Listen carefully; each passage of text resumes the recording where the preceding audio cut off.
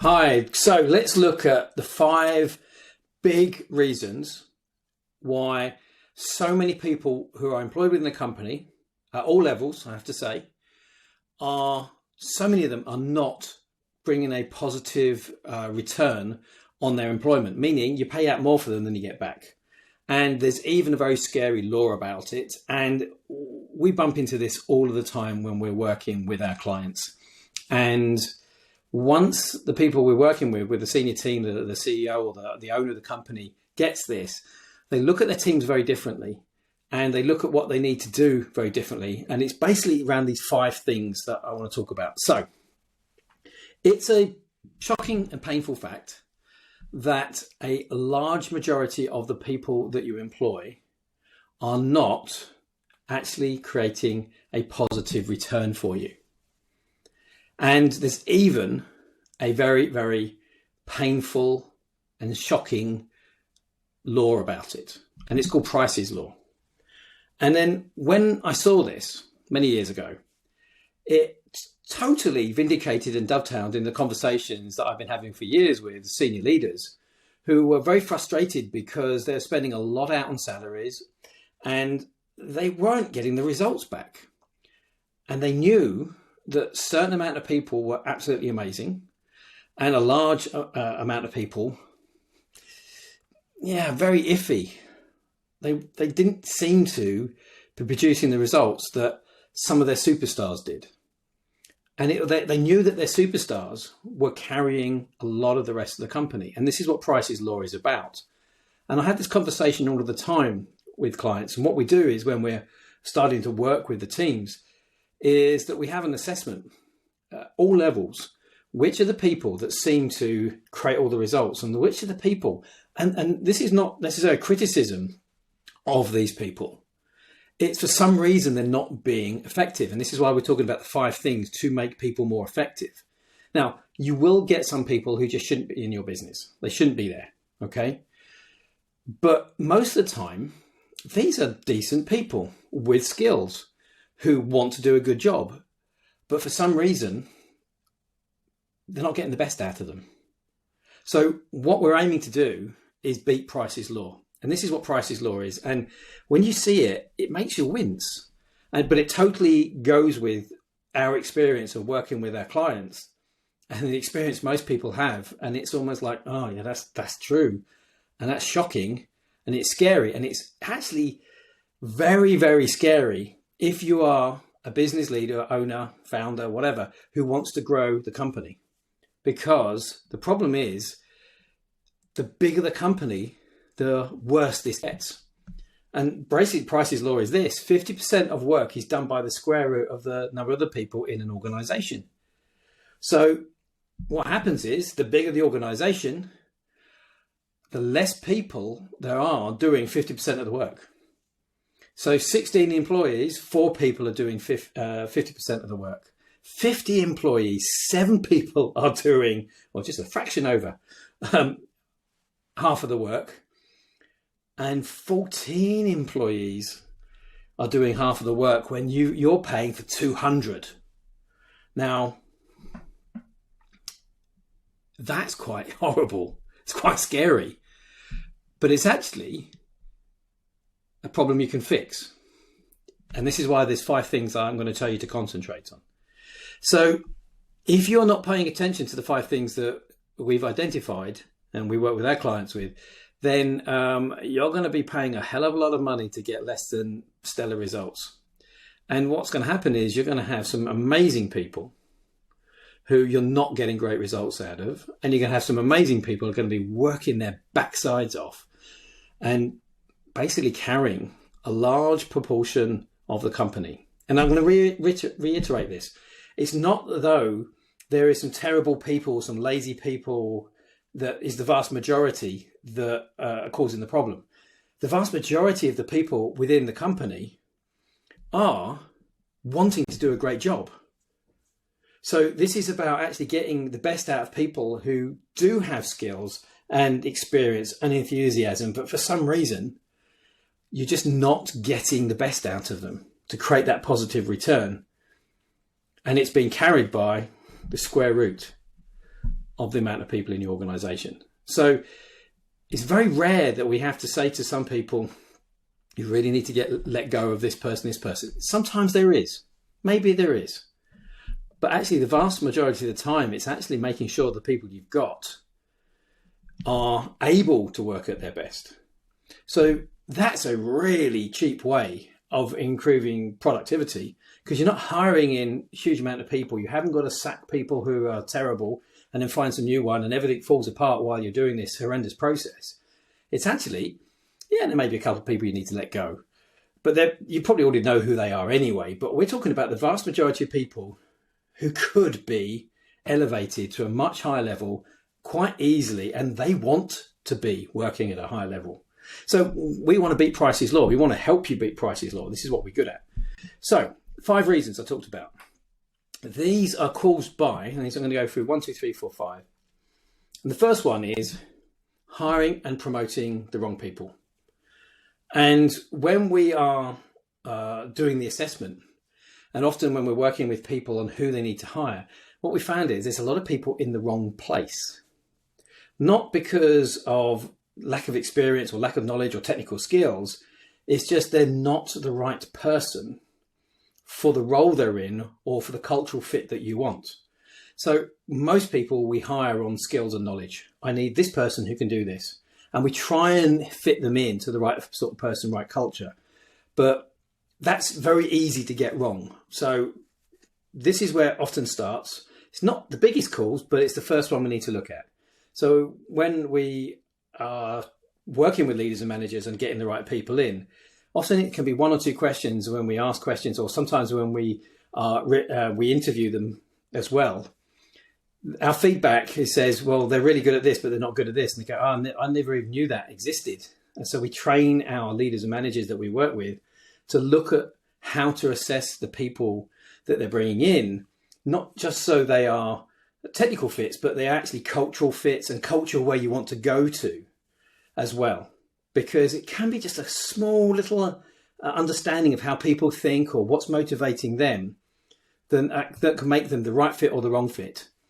And a lot of people promoted internally are the wrong people to promote. And this is especially true when you've got the wrong people, leadership and management. And the reason for that is because leaders and managers control everything. And this is why they're so crucial. This is why we bang on about giving these people so much support and help them be the best that they can at leading and managing. And most people never get any help. Most leaders and managers have never, ever been shown how to lead and manage people or systems. So you can have the world's best at what they do technically, and then they get put into and promoted into being the manager, and it all goes terribly, terribly wrong. So we're going to help with the hiring and the promoting of the right people and what to do if you've got the wrong people in place. The next bit is ineffective leadership. And this is where a lot of the senior people I work with, when we're first having conversations, they get really uncomfortable because unfortunately they have to look at themselves. They have to look at the people around them. And we have to ask a very, very simple question. Are you effective as a leader? And it's not a criticism for most people. And the reason I say it's not a criticism is simply because, as I said before, most leaders and managers are never shown how to be leaders and managers. It's one of the easiest fixes in business. Imagine, and I say this a lot, imagine you have a very expensive sports team, like a football team or American football team or baseball team or rugby team. The glue that holds it all together and the person who guides them is the thing that makes all those really talented people come together and show their real value. So often it is about leadership and management, and then knowing the difference between the two. So these two things are incredibly easy fixes, but for many different reasons, business doesn't spend a lot of time helping their leaders and managers be better leaders and managers. And if you think about it, did you get thrown into being a manager? without any real assistance, because that's what happened most of the time. And most of the time, no one wants to put their hand up at any level. I've worked at very senior level. When the door is shut, the imposter syndrome comes out, the doubts, the pressure, and they think, I don't know how I'm here, and I've never done this before. Especially if you've got someone stepping into a new role, they're good at this, they've moved into a new role, and it's the first time they've ever done it. So if you think about, I don't know if you're into sport, think about taking somebody who's a brilliant player and then say, you're a brilliant player, now I want you to lead, coach, manage, whatever, one of the top teams in the country. It would never happen. It would never happen, because it's a totally different job. So most leaders and managers don't have the knowledge and the skills that they could have, which solves this Price's Law problem. This is a really easy and cost-effective fix. So it's uncomfortable to say it, because you have to look at yourselves as a leader, as a manager. You have to look at the people around you. You have to broach the subject that they actually need support. And this is one of the hardest things. One of the biggest problems I have is people going, I don't want to tell my C-suite that they're being less than effective. But when they offer the support, they go, oh, thank you, because I'm under so much stress and pressure. And they want it, but no one wants to admit it. No one wants to say that they're failing or they're stressed. But how much better could they be? So these are the two really important ones. Here's the fourth one, though, keeping this as short as possible. Accountability issues. Now, accountability is where the money is made, where the return on investment happens. And it's accountability is very linked with the scary word of responsibility. And responsibility and accountability is where all the things we put in place, all the goals, all the ideas, the motivation, the systems, everything comes together at the end of the day for someone to say, I'm going to make sure that happens. And human beings, the vast majority, not everybody, okay, some people love to take accountability, but most people do not. Most people, if they can avoid accountability, especially something they're not confident in or something that's new, different, they try and avoid it. So this happens with a lot of people in your team, and that's one of the big reasons that people are underperforming, is because if they get a chance, and I'm not talking maliciously, I'm not talking in a devious way, it's just that if I can avoid this, I will, because it's me being tested. It's me being examined. It's me being criticized. And that's what they think. And if you think about it, how many people really like that? It's an unusual trait to readily accept that, to actively, happily accept that. So most human beings try and avoid accountability. And here's the thing.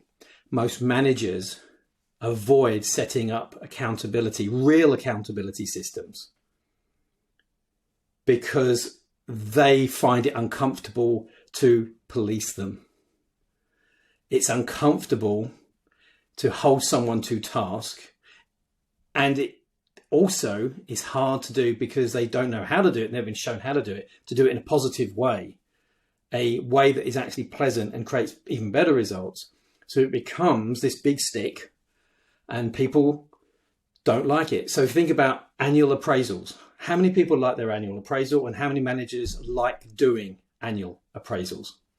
So this is one of those things that is avoided when it shouldn't be and doesn't need to be, because it's actually pretty easy to put in very positive accountability systems without it being a chore. Actually, it could be really positive and make a nice work environment. So leadership, management, accountability, it just flows. And there's something that I'm going to talk about number 5 now that you may not have heard of. This is our speciality. It's something called the sabotage loop. And sabotage loops are done by about 40% of the population who underperform because they have a reason not to. Meaning they don't believe in themselves. This is the imposter syndrome. These are the people who won't sit up in a meeting and go, hey, I think I've got an opinion and I want you to hear it. They hide themselves away. And these can be the most talented people. And I've worked with people with imposter syndrome and sabotage loops and too much excessive fear and worrying about being judged to an excessive level where they seriously underperform. And it happens at every level. 40% of people across the globe have this. There's a reason for it. I'll tell you why. We actually have another video explaining it. But you've got a huge amount of people in your organization. It's a natural thing. It happens accidentally, unfortunately. I had one. I work with people all the time. And what they do is they self-sabotage. And this is the easiest one to think about. It is imposter syndrome. That's a sabotage loop. That's a version of it. But some people under promote, some people under niche. So we work with companies that have been underselling themselves and underpricing themselves. And there's people who will not speak up in a meeting. They will go sick when they have to do a presentation at the annual conference. These people, this happens in so many different ways, but there's a lot of people underperform because their brain just gets in the way. It's a lot deeper than that.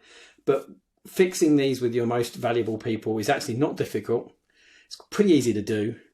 And all of a sudden you've got somebody who works at a much higher level. And this happens at CEO level, C-suite level, senior management level, all the way through the whole company.